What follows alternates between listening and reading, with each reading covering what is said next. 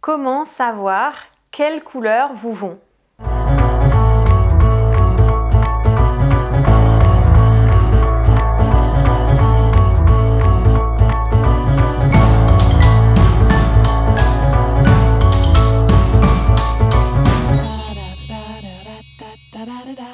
Nous avons tous une carnation différente.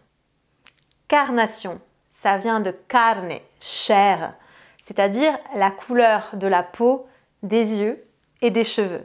Un ensemble de ces trois couleurs qui crée la carnation. Et nous avons des carnations différentes, c'est-à-dire des tonalités de couleurs différentes déjà présentes sur notre corps. Donc avant d'aller chercher des couleurs à l'extérieur et de les mettre au-dessus de quelque chose que vous ignorez, prenez le temps de découvrir les couleurs qui sont déjà présentes sur votre corps. Êtes-vous prête pour faire un voyage au pays de votre corps? C'est parti! On commence par la peau du visage. La peau du visage contient peut-être une uniformité de couleur, mais peut-être aussi une nuance. Ensuite, vous descendez au niveau du cou, au niveau de la poitrine et du buste. Comment change la couleur de cette peau? Et au niveau des bras et des jambes? Comment est la couleur de vos cheveux, les reflets dans vos cheveux? La couleur de vos yeux, de vos ongles? Toutes ces couleurs, ce corps, si vous devriez le peindre, quelles sont les couleurs que vous utiliserez pour le peindre? Il y a un projet qu'une photographe a fait sur les couleurs Pantone, les couleurs de la peau. Et elle a vu qu'il n'y avait pas de personnes blanches ni de personnes noires. Pantone, c'est la gamme de couleurs pour l'impression. Et souvent on dit les gens blancs, les gens noirs, les gens jaunes, les gens rouges. Elle a vu que pour aucune personne, elle n'a pu choisir la couleur blanche ou la couleur noire. Mais elle a dû utiliser plusieurs milliers de teintes de couleurs pour identifier, pour comparer la peau des personnes qu'elle photographiait. Elle mettait un fond de couleur derrière la personne qu'elle photographiait de la même couleur que la peau de la personne. Et elle a dû utiliser des milliers de couleurs différentes. Ça montre bien que dans toutes les peaux, il y a des mélanges de couleurs. Il y a vraiment des mélanges, c'est subtil. Donc déjà, si vous posez toutes ces couleurs-là sur un papier, sur une palette, ou si vous notiez uniquement les noms de ces couleurs. Qu'est-ce qu'on dirait qu'il y a sur la peau? Est-ce que c'est du beige rosé, du marron? Il y a du jaune, il y a un petit peu de rouge en toute petite touche. Il y a du bleu au niveau des veines. Ça peut être des fois du violet.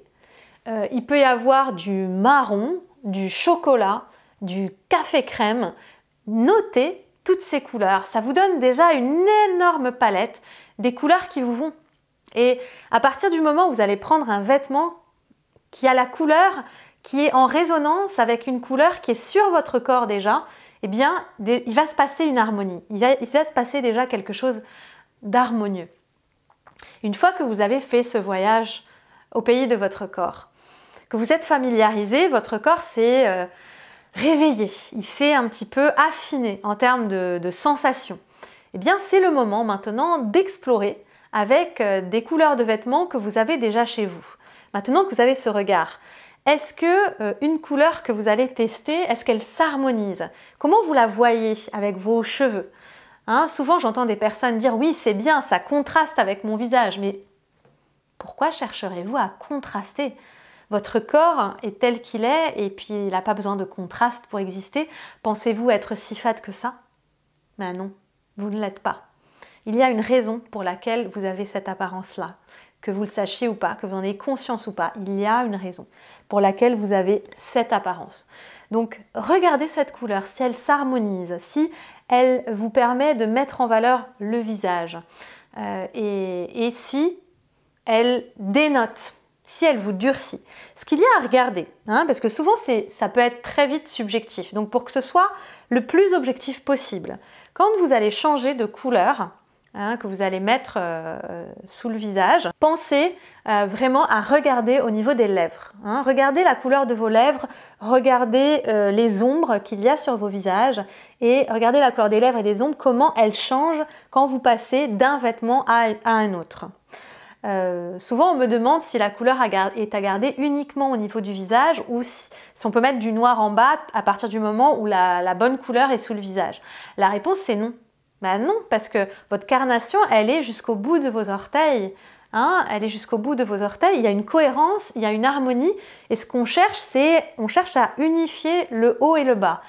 Vous savez qu'on a souvent des problèmes qu'on vit dans notre vie, c'est parce qu'on est coupé. Hein, c'est parce qu'on sépare en fait l'instinct, le bas, du cœur et de l'esprit. On pense que voilà, la noblesse, c'est l'esprit, et à la rigueur, à la limite, le cœur, mais tout ce qui est instinctif, tout ce qui est viscéral, on l'oublie. Et c'est ce qui fait de nous des êtres coupé. Eh bien, en retrouvant vraiment l'unité de votre carnation, en la retrouvant à travers les couleurs de vêtements, vous allez pouvoir vous réunifier. Ça ne veut pas dire que vous allez porter la même couleur en haut et en bas, mais par contre, vous allez porter des couleurs peut-être différentes en haut et en bas, mais où les différentes couleurs que vous portez s'harmonisent avec l'ensemble de votre corps et créent une unité. Vous allez voir que souvent, ça va aussi donner plus de charisme à votre présence.